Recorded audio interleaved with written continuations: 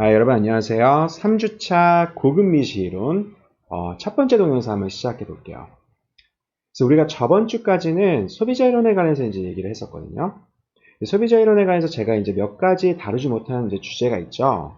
특히 저번 주 슬라이드의 제일 마지막 섹션에 있는 어플리케이션 같은 거 제가 다루지 못했는데 저는 기본적으로 이론의 어플리케이션을 되게 중요하게 생각하거든요. 아무래도 여러분들한테 우리가 배운 이론이 이렇게 현실 문제에 이렇게 적용이 된다. 이런 걸 보여주면 여러분들 공부하는데 모티베이션도 생기고 그런 차원에서 그런 어플리케이션을 되게 좋아하는데 지금까지 우리가 하는 거는 우리가 이 과목에 대해서 어떤 새로운 내용이 아니고 다 기존의 미시경제학에서 했던 걸 리뷰하는 어떤 차원이거든요. 그래가지고 제가 시간상 그거는 일단 제가 어플리케이션은 다루지 못하고요. 그래서 그냥 여러분들 그냥 무시하면 될 것 같아요. 제가 새롭게 배우는 그런 컨텐츠에 관해서는 어플리케이션을 제가 많이 좀 보여드리도록 할게요. 왜냐면 저도 그런 어플리케이션이 되게 중요하다고 생각하거든요. 자, 그래서 소비자 이론은 거기까지 마무리하는 걸로 하고 3주차부터는 우리 이제 생산자 이론에 관해서 또 간략하게 리뷰를 하고 이제 다음 4주차부터는 일반 균형 이론에 관해서 공부하는 걸로 할게요. 자, 그래가지고 3주차 내용은 다음과 같이 이렇게 4가지 섹션이 있는데요. 그래서 제일 처음에 소비자 이론과 생산자 이론 간의 어떤 관계에 관해서 그런 인트로덕션 차원에서 제가 이제 잠깐 얘기를 할 거고요. 그 다음에 이제 기본적으로 3장에 있는 이 내용들은 기업이 과연 시장에서 어떻게 움직이는지 이제 그거에 관련된 건데 기업이나 생산자는 경제학에서 정의하는 게요. 시장에서 소비자들이 어떤 원하는 그런 상품을 직접 제작해서 공급하는 역할을 하죠. 근데 그렇게 제작하고 공급을 하기 위해서는 어떤 기술이 필요해요. 소비자들이 효용을 누릴 수 있는 그런 상품을 제작할 수 있는 그 기술에 의해서 이제 생산자가 정의가 되거든요. 근데 그런 기술을 묘사할 수 있는 방법은 크게 2가지가 있어요. 처음에는 생산함수라고 해가지고 production function을 이용해서 우리가 그런 기술을 묘사할 수 있고요. 또는 비용함수라고 해가지고 cost function을 통해서 우리가 또 묘사를 할 수가 있어요. 그래서 이 2가지에 관해서 먼저 공부를 한 다음에 그 다음에 제일 마지막에 과연 얼마만큼의 주어진 가격에서 얼마나 많은 아웃풋을 시장에 공급할 건지 여기에 관해서 우리가 profit maximization 이윤 극대화 문제죠. 자, 요걸 공부해 보도록 할게요. 자, 일단 그래서 인트로덕션 차원에서 제가 일단 소비자 이론과 생산자 이론을 먼저 구분하는 비교하는 이런 테이블을 제가 먼저 하나 보여드릴게요. 자, 그래서 이 2가지 이론은 일단 많은 그런 common elements, 그러니까는 공통된 그런 원소를 가지고 있어요. 자, 그 다음에 또 이 소비자 문제를 푸는 방식이나 그 다음에 생산자 문제를 접근하는 방식, 이 2가지가 서로 거의 일치해요. 그래서 실제로 분석하는 데 있어서 사용되는 그런 수학적인 툴이요 거의 똑같거든요. 자, 그래가지고 소비자 이론 먼저 보면은요. 소비자 이론에서 우리가 제일 처음 출발한 거는 소비자의 선호에 의해서 출발을 했죠. 과연 2 재화 중에 어떤 컨섬션 번들, 다양한 컨섬션 번들 중에 뭘 좋아하고 뭘 싫어하는지요. 그리고 그걸 정확하게 represent하는 utility function에 관해서 우리가 또 공부를 했죠. 이것처럼 우리는 생산자는요. 생산 기술에 의해서 정의가 돼요. 그 다음에 이 생산 기술을 묘사해주는 production function이 일단 먼저 있어요. 그 다음에 소비자의 한계 효용은요. 어떤 재화를 하나 더 소비함으로써 효용이 얼만큼 증가하는지 그거에 관련된 게 이제 한계 효용이었죠. 똑같은 개념이요. 한계 생산성이라고 해가지고요. 한계 생산성, 영어로는 marginal productivity. 자, 이런 개념이 존재해요. 그러니까 input, 이제는 이제 생산을 하기 위해서는 여러 가지 요소가 필요한데요. 얼마만큼 사람을 고용할 건지, 아니면 얼마만큼의 어떤 캐피탈을 고용할 건지요. 컴퓨터 같은 거요. 그런 생산을 하는데 들어가는 어떤 그런 기계 같은 거 있죠. 그런 어떤 또 빌딩 같은 것도 있죠. 과연 빌딩 안에서 이제 어떤 건물 안에서 이제 생산이 이루어져야 되니까요. 그런 모든 캐피탈 이런 거가 만약에 하나 더 늘어나면은 얼마만큼의 생산량이 더 늘어날 건지 그걸 매주하는 게 이제 marginal productivity예요. 그 다음에 동일한 효용을 주는 그런 무차별 곡선 개념이 있듯이 역시 동일한 생산을 주는 그런 등량 곡선 개념이 또 있어요. 등량 곡선이요. 그 다음에 우체별 곡선의 기울기를 우리가 한계 대체율 MRS로 정의를 했죠. 역시 등량 곡선의 기울기를 우리가 Technical Rate of Substitution, 우리나라 말로는 한계 기술 대체율이요. 기술 대체율 이런 개념이 있고요. 마치 MRS가 무차별 곡선의 기울기인 것처럼 TRS는 이 아이소코언트의 기울기예요. 그 다음에 소비자의 문제를 우리가 효용극대화 문제로 우리가 생각할 수가 있었죠. 마찬가지로 프로듀서의 문제를 이윤극대화 문제로 생각할 수가 있어요. 그 다음에 소비자의 문제를 우리가 효용극대화 대신에 어떠한 타겟 유틸리티 U를 달성하기 위해서 주어진 프라이스에서 최소 얼마만큼의 지출이 필요한지, 그래서 이 지출을 가장 극소화하는 문제로 또 바라볼 수가 있었죠. 그래서 이 둘 간에 이제 듀얼리티가 존재한다는 거예요. 우리가 이제 또 저번 시간에 공부를 했죠. 서로 간에 이렇게 이쪽으로 유틸리티 맥스로 바라봐도 되고 또는 expenditure mean으로 바라봐도 되고요. 그래서 유틸리티 맥스로 바라보면 우리가 Marshallian demand function이 나오고 expenditure mean으로 바라보면 Hicksian demand function이 나오는데 이 둘 간에는 밀접한 관련이 있다는 거예요. Hicksian demand는 기본적으로 그 substitution effect만 딱 바라본 거고, 전체 Marshallian demand function은 두 가지 substitution effect 또는 income effect 둘 다 바라본 거죠. 마찬가지로 생산자 이론을 생산자가 과연 얼마만큼 시장에 공급하냐, 그거를 이제 묘사하는 데는 두 가지 바라보는 그런 방법이 있어요. 첫 번째는 profit max 또는 어떤 주어진 quantity를 달성하기 위해서 이 정도를 시장에 공급하기 위해서는 최소 얼마만큼의 비용이 필요한지요. 그 비용을 최소화시키는 그런 문제로 생각할 수가 있어요. 그래서 cost mean으로요. 자, 이렇게 바라보는 그런 접근 방식이나, 그래서 이렇게 사용되는 그런 수학적인 툴이나, 그 다음에 또는 이렇게 공통되는 그런 엘리멘트들이 되게 많아요. 근데 여기선 기본적으로 두 가지 차이점이 있거든요. 첫 번째 차이점은 뭐냐면은, 일단 소비자와 반대로 기업은요, 어떤 하나의 개인이 아니죠. 삼성이나 LG 생각해보면 알겠지만 되게 커다란 유닛이죠. organization이요. 하나의 커다란 조직이에요. 그래가지고 소비자 문제는 들어가 있지 않는 이 organization을 과연 어떻게, 그러니까 한마디로 하나의 유닛을 어떻게 조직해야 되는지, 거기에 hierarchy를 과연 어떻게 구성해야 되는지, 그런 문제가 존재해요. 이걸 이제 조직 이론이라고 해가지고 organization theory 이렇게 부르거든요. 되게 경영학과에서 되게 중요하게 다루는 과목인데, 이런 내용이 소비자 이론에 들어가 있지 않지만 이런 생산자 이론 또는 기업 이론에 들어가 있어요. 근데 두 번째가 더 중요한데요. 소비자 이론에서는 기본적으로 이거 제일 처음 출발하는 이 preference를 딱 주어졌다 생각하고 이제 문제를 분석하거든요. 그러니까 예를 들어서 핫도그랑 햄버거가 있으면 어떤 소비자는 핫도그를 더 좋아하고 어떤 소비자는 햄버거를 더 좋아할 수가 있죠. 우린 거기에다가 why라는 퀘스천을 달지 않아요. 왜 이 사람은 햄버거를 좋아할까? 왜 반대로 이 사람은 핫도그를 좋아할까? 이런 질문을 던지지가 않죠. 그런데 기업 입장에서는요. 왜 이 기업은 스마트폰을 생산할까? 왜 이 기업은 자동차를 생산할까? 이 문제를 우리가 던질 수가 있어요. 한마디로 기업의 이 테크놀로지는 주어진 게 아니고 생산자 입장에서 직접 선택하는 그런 과정에서 나온 결과물이라는 거죠. 자, 이 example을 보여주기 위해서 다음 케이스 스터디를 한번 소개해 보면요. 이건 미국 자동차 시장이에요. 미국 자동차 시장 중에 이제 자동차를 생산하는 여러 가지 이제 회사들이 있죠. 뭐 GM, 그 다음에 Ford, 그 다음에 Chrysler 이런 자동차 회사들이요. 그거에 관련된 약간 좀 오래된 스토리인데 아직까지 경제학에서 되게 많이 그 디스커션 되는 그런 케이스 스터디거든요. 그래서 1970년대 초반에 폴드가 되게 잘 나갔어요.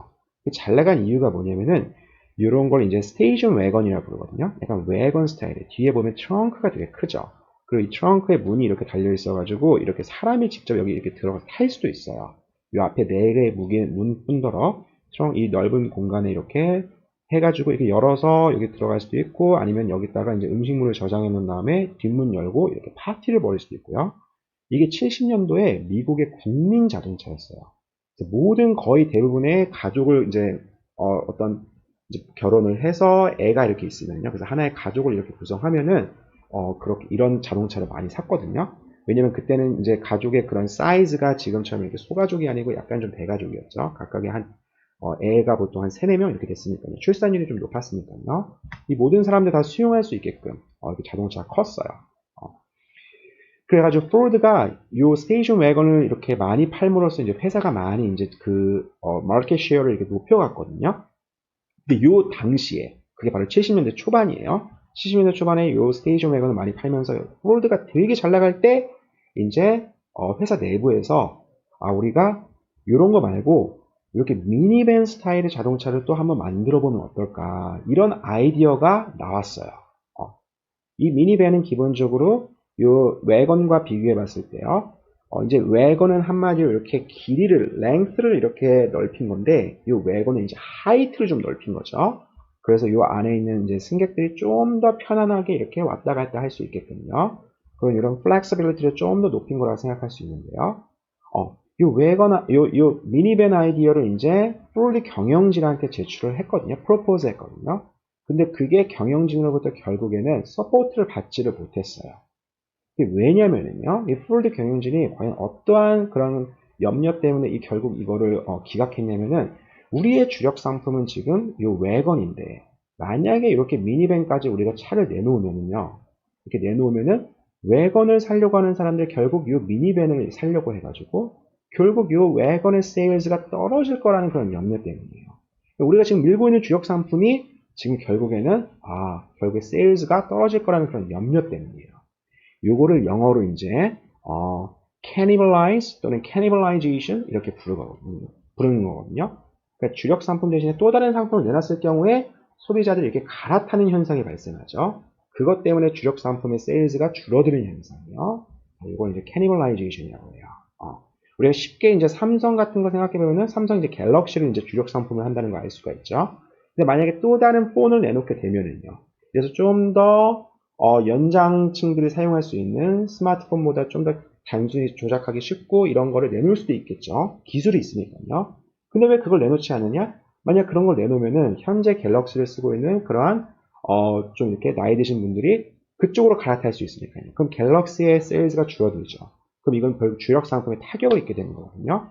자, 이런 거에 대한 현상을 우리가 cannibalization이라고 해요. 그래서 요거에 대한 염려로 인해 가지고 결국에 요 미니밴을 출시하지 않게 돼요.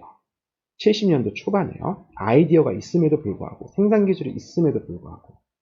근데 결국에는 84년도 때 그때 크라이슬러가 이제 그때 이제 되게 재정적인 어려움을 겪고 있었거든요. 그래서 마켓 쉐어가 점차 이렇게 떨어지고 있는 그런 상황이었어요. 근데 이때 이제 다치 캐러밴이라고 해가지고 요걸 이제 시장에 내놓게 되면서 되게 바로 이제 성공을 거두게 되거든요. 그래서 그 데뷔 년도 때 미국에서만 17만 대의 자동차를 팔게 돼요.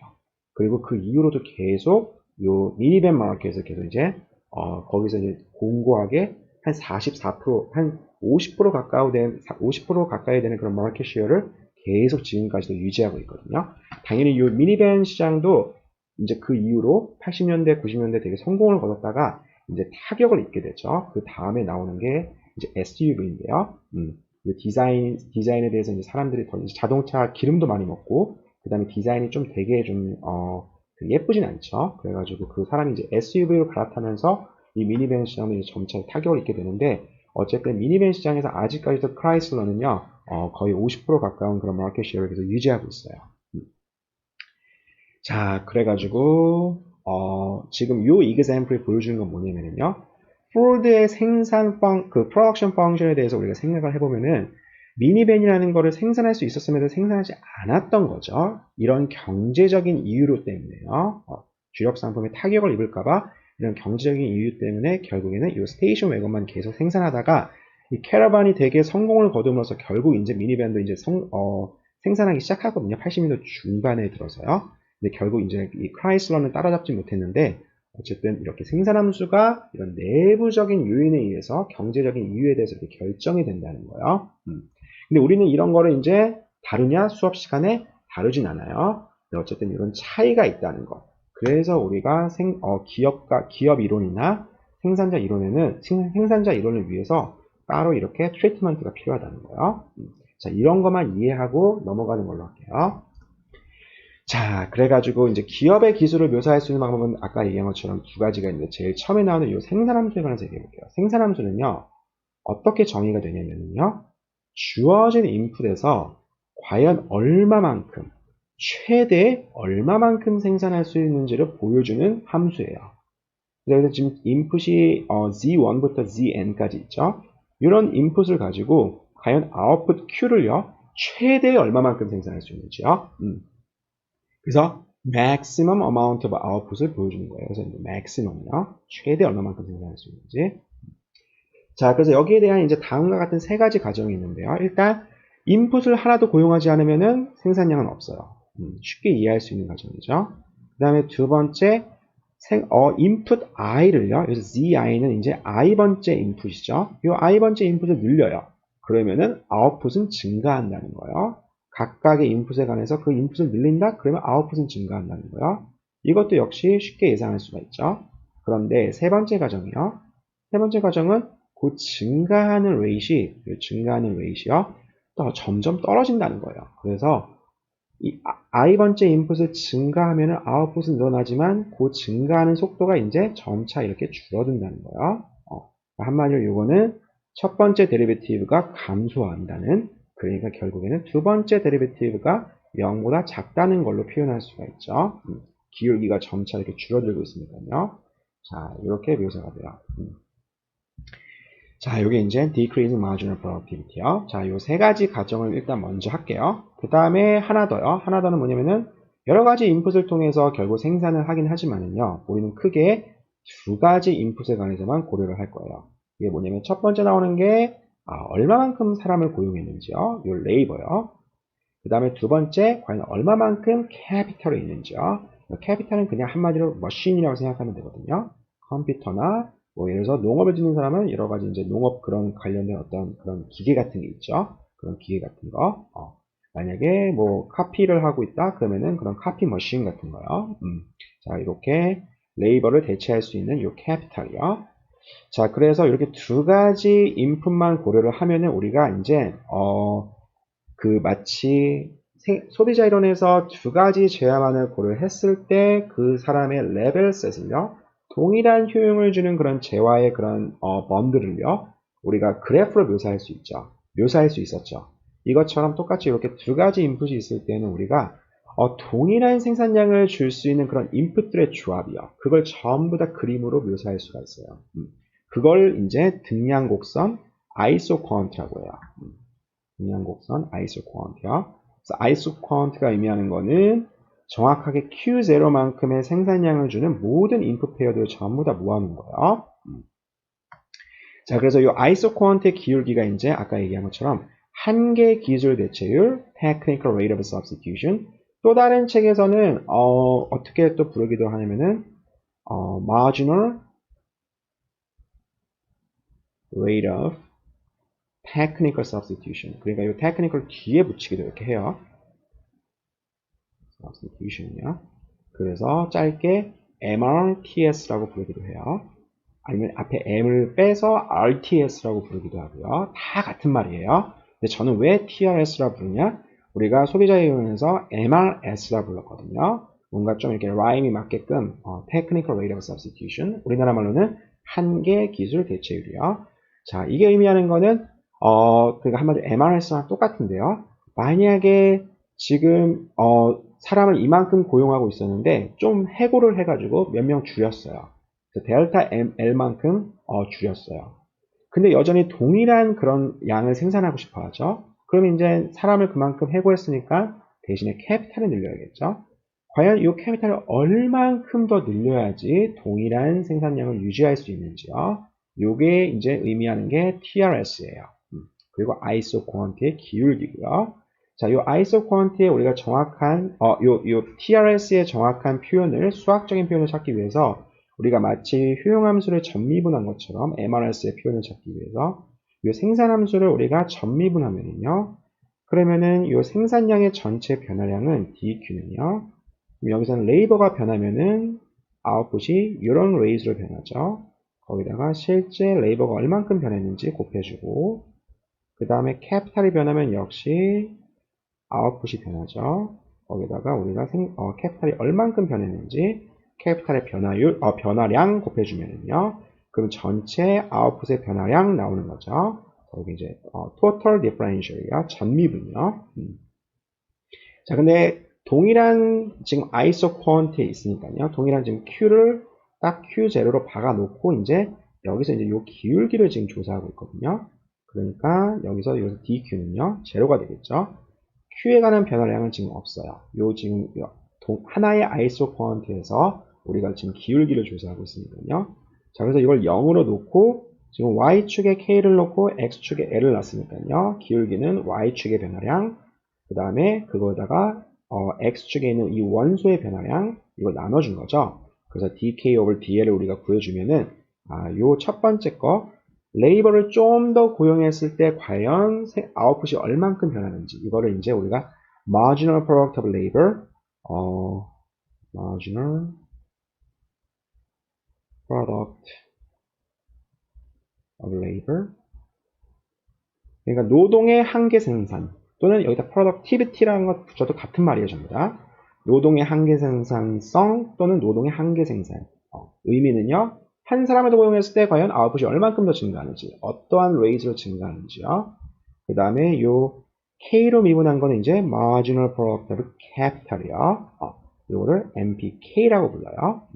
요거를 줄여서 이 노동의 한계 생산성을 MPL이라고 부르고요.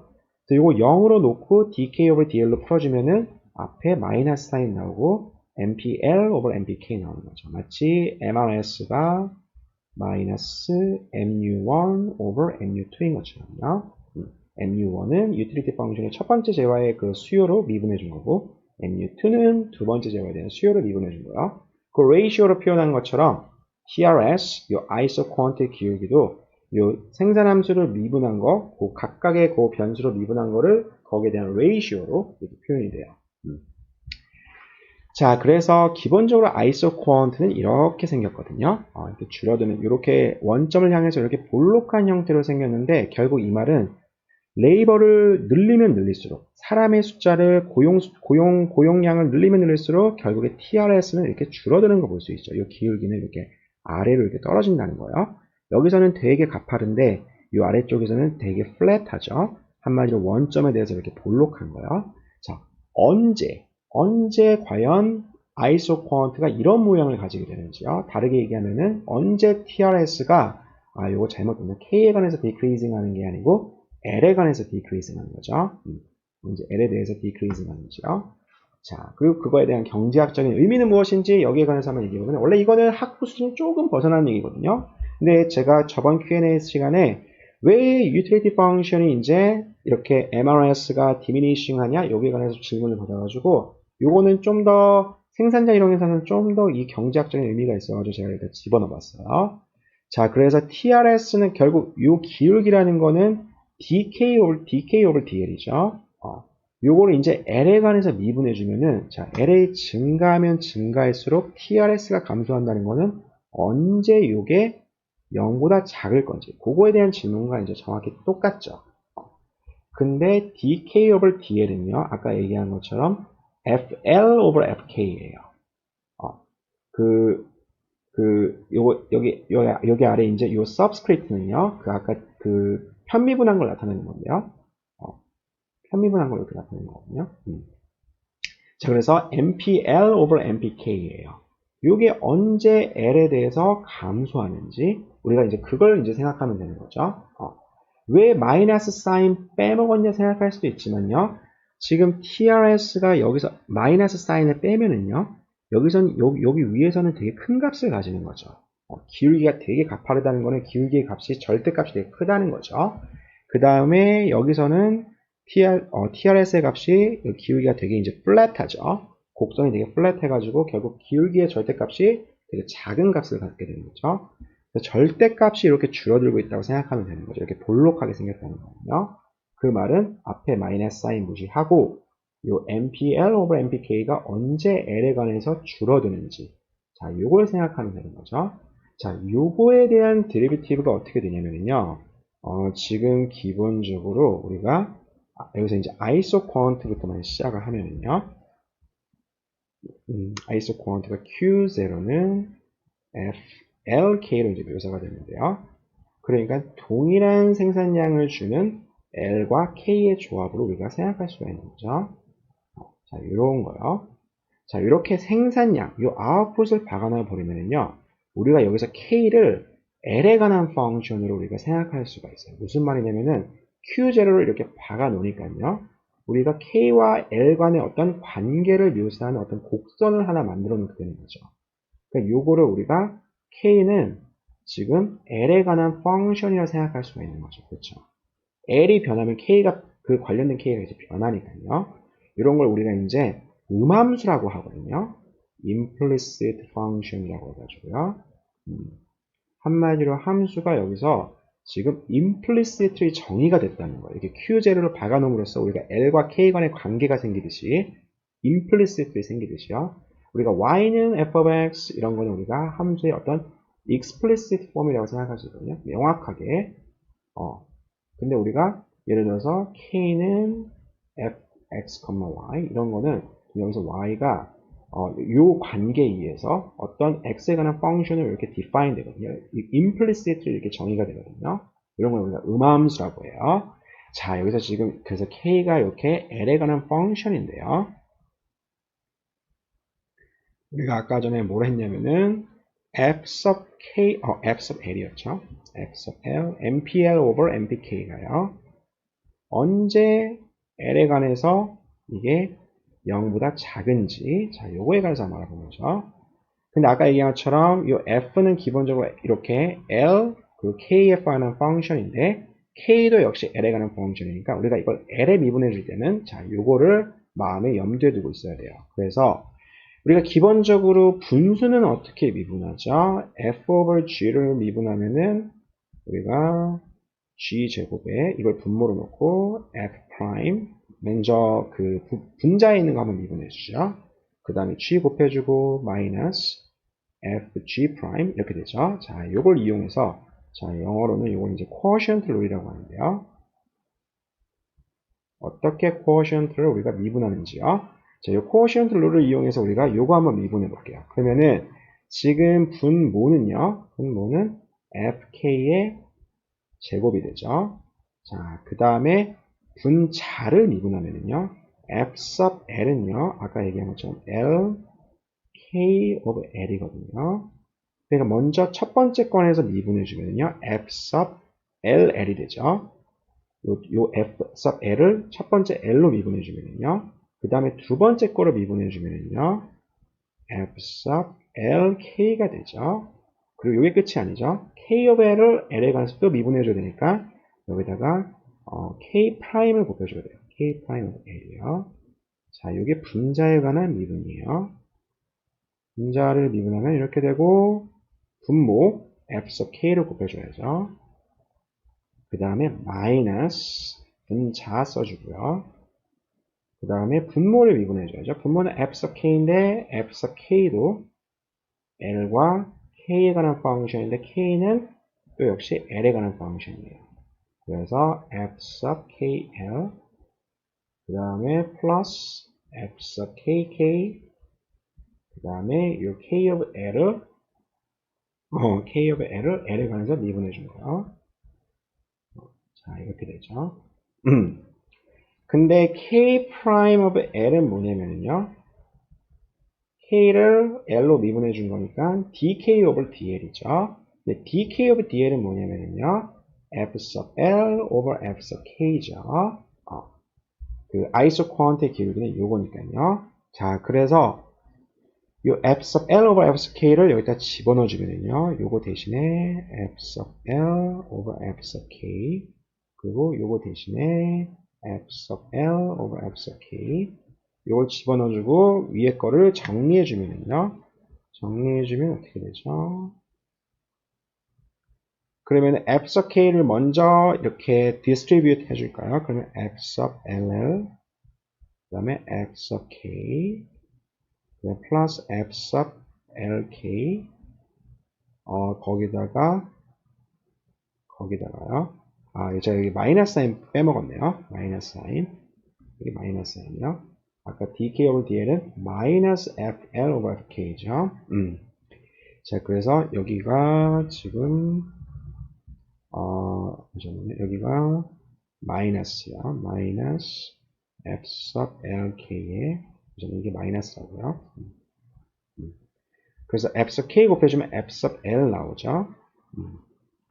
자, 여기다가 마이너스 f sub l을 이제 여기 안에다가 이제 이렇게 디스트리뷰트 해주면은요, f sub kl에다가 f sub l 마이너스 f sub kk 그 다음에 이거 플러스 잠깐만요. 이게 마이너스 f sub k dk예요. 이거 플러스 되죠. 플러스 f sub kk 그 다음에 f sub l squared over f sub k야. 이거를 f sub k로 제곱으로 나눠주는 거죠. 약간 복잡한데요. 자, 약간 복잡한데 이걸 다시 한번 정리해주면은 분자 분모에다가 f sub k를 한 번 더 곱해줘요. 그러면 어떻게 되냐면은 위에 거는 f sub ll f sub k의 제곱 그 다음에 f sub lk f sub l f sub k 나오죠. 그 다음에 요거는 f sub kl f sub l f sub k요. 그 다음에 제일 마지막 거는 f sub kk 그 다음에 f sub l의 제곱이요. 이렇게 나오고 분모는 이제 f sub k의 3승이 되는 거죠. 이렇게 되는 거죠. 자, 근데 여기서 요 편미분의 순서는 중요하지가 않아요. 그래서 f sub lk와 f sub kl은 똑같거든요.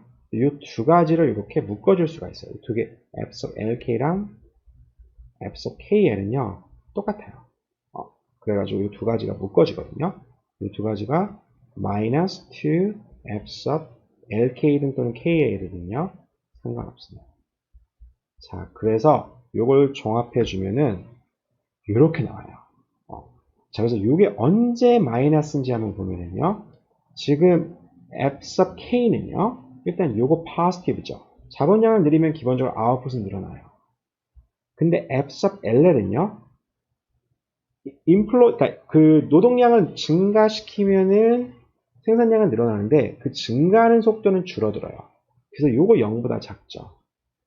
그 f sub k의 제곱이니까 항상 0보다 크죠. 그러니까 제일 처음 거 0보다 작죠.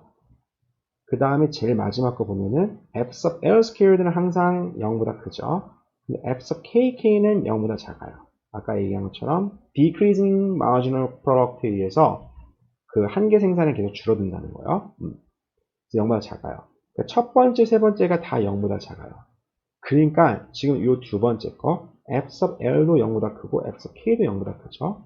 만약에 f sub lk도 0보다 크면은요, 분자에 있는 모든 요소가, 모든 엘리먼트가 전부 다 0보다 작죠.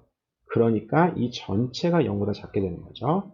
결국에는 TRS가 이렇게 줄어들게 되는 거죠. 자, 그래서 만약에 f sub lk가 0보다 크면은 그럼 아이소쿼언트는 이렇게 볼록한 모양을 취하게 돼요. 이 그림에 나와 있는 것처럼요. 그림에 나와 있는 것처럼 이렇게 볼록한 모양을 취하게 된다고요. 자, 그래서 이 f sub lk가 의미하는 거 뭐냐면요. 다시 한번 f sub lk는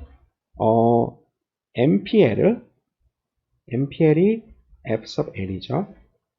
요거를 k에 관해서 한 번 더 미분해 준 거죠. 그러니까 요 한계, 노동의 한계 생산성이 자본을 좀 더 수요하면은요, 우리가 자본을 좀 더 사면은 한계 생산성이 증가한다는 거예요. 자, 이걸 거꾸로 얘기하면은요, 만약에 우리가 이거를 MPL, 이거를 이렇게 써줄까요? 다시 이거랑 F sub LK를 이렇게 써줄 수도 있죠. MPK를요, 이게 F sub K니까요. 순서 바꾸는 건 상관없다고 했으니까, 제가 지금 방금 해석한 건 요 가로 안에 있는 거요. 지금 요 첫 번째 거는요, 지금 요 가로 안에 있는 거 제가 해석한 거예요. 그래서 만약에 자본에 대한 수요가 증가하면은요, 자본을 좀 더 썼어요. 그러면 노동의 한계 생산성이 증가하는 거예요. 그리고 요 두 번째 거는요, 두 번째 건 결국 같은 말인데, 만약에 노동에 대한 수요를 늘리면요, 그러면은 자본에 대한 그런 생산성이 증가하는 거예요. 자, 이게 결국에는 두 개의 관계가 컴플리먼트, 그러니까 보완제 역할, 생산하는 데 있어서 보완제 역할을 한다고 얘기할 수 있거든요. 이 F sub LK가 0보다 크다는 거는요. 이게 왜 그러냐면은 우리가 기본적으로 보완제라는 거는 무슨 말이죠? 만약에 제와 두 개가 보완제예요. 그러면은 만약에 두 번째 거를 좀 더 수요를 했어요. 그러면 첫 번째 거에 대한 가치가 역시 증가함으로써, 왜냐면은 둘 다 같이 보완제니까요. 예를 들어서 커피랑 밀크 같은 거요. 커피 소비량을 좀 더 증가시켰어요. 그럼 저는 항상 우유를 타 마시는데 그럼 우유에 대한 한계 효용이 증가하겠죠. 결국 그래서 우유에 대한 소비도 증가하겠죠. 이렇게 소비의 방향이 둘 다 같은 방향으로 가면 우리가 컴플리먼트라고 하죠. 만약에 두 번째에 대한 수요를 늘리면은 첫 번째에 대한 수요는 감소해요. 한계 효용이 줄어들면서 그래서 결과적으로 소비가 감소해요. 반대 방향으로 움직이면 우리가 이걸 대체제라고 하죠. 그렇죠? 그러니까 이런 거는 보완제예요. 왜냐? MPL이 지금 K에 관해서 증가해요. 0보다 크다는 건 증가한다는 거죠. 그러니까 한마디로 자본의 수요량을 늘렸더니 한계 노동 생산성이 증가했어요. 그래서 레이버에 대한 수요도 결국에 늘어나요. K랑 L이 똑같이 움직이죠. 이것도 마찬가지죠. L에 대한 수요를 증가시켰어요. 그러니까 MPK가 늘어나요. 요 두 가지 크로스 파셜이 0보다 크다는 건 결국 그 의미거든요. 자, 그래가지고 K에 대한 수요도 늘어나서 결국 L에 대한 수요랑 K에 대한 수요가 같이 늘어나는, 결국에 둘이 서로 생산에 있어서 보완적인 역할을 하는, 그렇게 되면은 이렇게 항상 아이소 쿼언트가 원점에 관해서 이렇게 볼록하게 돼요. 원점에 관해서요. 이거는 어디까지나 충분 조건이에요. 이게 0보다 작다 하더라도 만약에 F sub LL이 충분히 0보다 작으면요, 또는 F sub KK가 충분히 0보다 작으면요, 어떤 한 인풋에 대한 marginal productivity가 급속하게 감소하면은 그럼 역시 이 전체 값이 0보다 작을 수가 있죠. F sub LK가 음수값을 가진다 하더라도요. 자, 이럴 경우는 역시 이렇게 볼록한 모양을 취한다는 거예요. 아이고, 여기에 대한 얘기를 너무 많이 했네요. 자, 그래서 어쨌든 이렇게 아이소 쿼언트는 일반적으로 이렇게 원점에 관해서 이렇게 볼록한 형태를 취하고, 이거에 대한 경제학적인 의미는 뭐냐면은 이 두 가지 요 인풋이요, 레이버랑 캐피탈이 서로 간에 보완적인 역할을 하면은 그러면은 이렇게 볼록한 역할을 취한다는 거야. 자, 그래서 firm이 가질 수 있는 이 테크놀로지는 여러 가지로 이제 분류가 가능한데요. 다양하게 분류할 수 있는데, 우리가 크가지 두 가지에 관해서 일단 공부할게요. 첫 번째 거는 return to scale이에요. 이거는 되게 이해하기 쉬운데, 만약에 L과 K를 동시에 T배만큼 늘렸을 경우에 생산량의 변화가 얼마만큼 생기는지요. 그래서 TL, TK를 집어넣었더니 TQ, 생산량이 이전보다 T배랑 정확히 같게 늘어나더라. 그러면은 생산 기술이 constant return to scale이요. 이거 한국말로 뭐라고 하죠? 제가 따로 얘기는 안 했지만 이 소비자 이론에 대한 리뷰랑 생산자 이론에 대한 리뷰는요, 이 조명환 교수님 렉처 노트를 보면 되게 편해요. 규모 수익 불변이네요. 그래서 이거 우리나라 말로는 규모 수익 불변이요. 그래서 제 슬라이드도 지금 거의 어떻게 보면은 조명환 교수님 이 강의 노트를 제가 따로 이렇게 정리해 놓은 거랑 거의 차이가 없거든요. 불변, 이거는 체증, 규모 수익 체증, 이거는 규모 수익 체감이요. 그래서 각각의 인풋을 T배 늘렸더니, 그러니까 예전보다 사람도 T배만큼 더 고용하고, 그 다음에 캐피탈도 T배만큼 더 이렇게 고용했을 경우에 생산량이 T배만큼 정확히 늘어났다 그러면은 constant return to scale. 만약에 T배 이상 늘어났다 그러면은 increasing return to scale. T배보다 덜 늘어났다 그러면은 decreasing return to scale. 이렇게 이제 얘기를 해요. 그래서 보통 규모의 경제가 있다 하면은 이제 우리가 increasing return to scale이라고 얘기를 하죠. 그 다음에 규모의 비경제가 발생한다 그러면은 decreasing return to scale이요.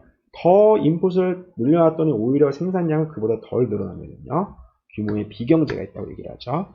자, 그래서 CRS가 의미하는 건 결국에는 우리가 지금 했던 거를 계속 반복하게 되면은 결국 T배만큼, 이전보다 T배만큼 생산량이 더 늘어난다는 그런 걸로 해석할 수가 있죠.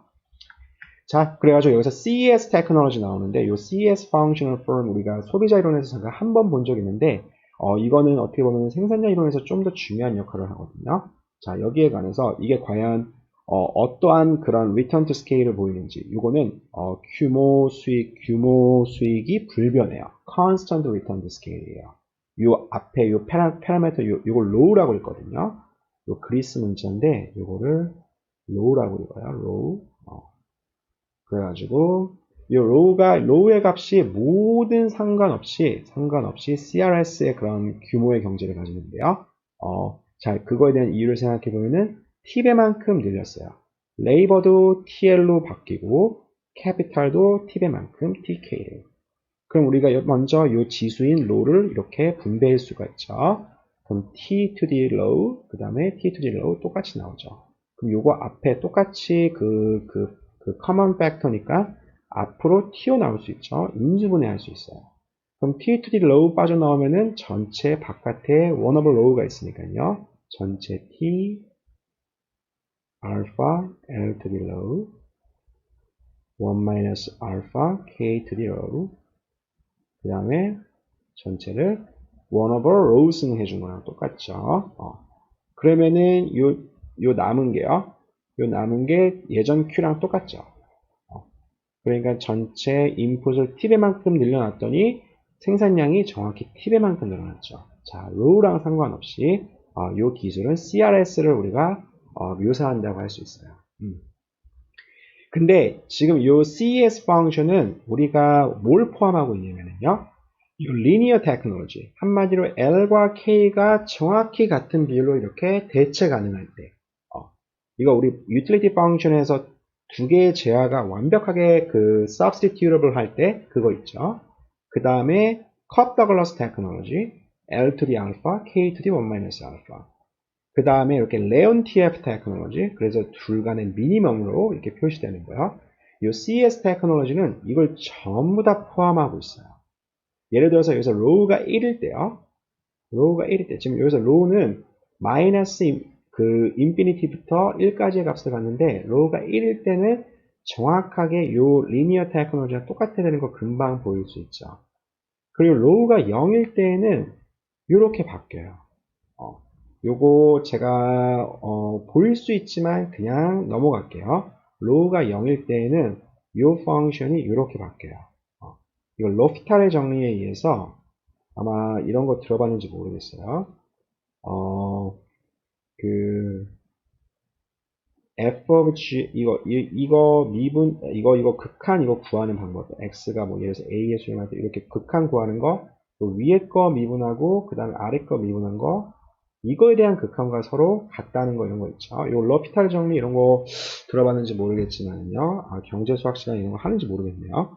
아무튼 이런 거 정리를 이용하면은 요거 이렇게 바뀐다는 거 알 수 있어요. 그 다음에 역시 똑같은 테크닉을 이용해서 요게 만약에 row가 마이너스 인피니티로 이렇게 수렴한다? 그럴 경우에는 이렇게 미니멈 펑션을 수렴하는 거 역시 증명할 수 있어요. 그래서 이 row의 값에 관해서 펑션이 이렇게 바뀌거든요. 그래서 이게 되게 중요한 함수인 거예요. 근데 어쨌든 row의 값과 상관없이 이 생산 기술은 CRS를 묘사하고 있으니까 이 세 가지 전부 다 CRS를 역시 묘사한다고 생각할 수가 있어요. 자, 그래서 그 TRS 같은 경우는요. 자, TRS 같은 경우는 지금 아까 여기서 지금 일단 Return to Scale에 관해서 알아봤는데 아까 우리 그 전에 TRS에 관해서 알아봤을 때 TRS는 아이소코언트의 기울기라고 했죠. 자, 근데 요 이제 새로운 개념, 과연 생산 기술을 또 역시 나눌 수 이제 그 지금까지는 그 Return to Scale에 따라서 increasing인지 constant인지 decreasing인지 거기에 관해서 이제 생산 기술을 이렇게 세 가지로 이렇게 분류할 수가 있었죠. 근데 이제 또 다른 개념인 이 elasticity of substitution에 따라서 또 역시 나눌 수가 있어요. 나눌 수가 있는데 지금 첫 번째 비디오가 약간 길어졌다 보니까 자 여기서 잠깐 먼저 끊고 그 다음에 두 번째 비디오 관해서 요거 한번 설명해 볼게요.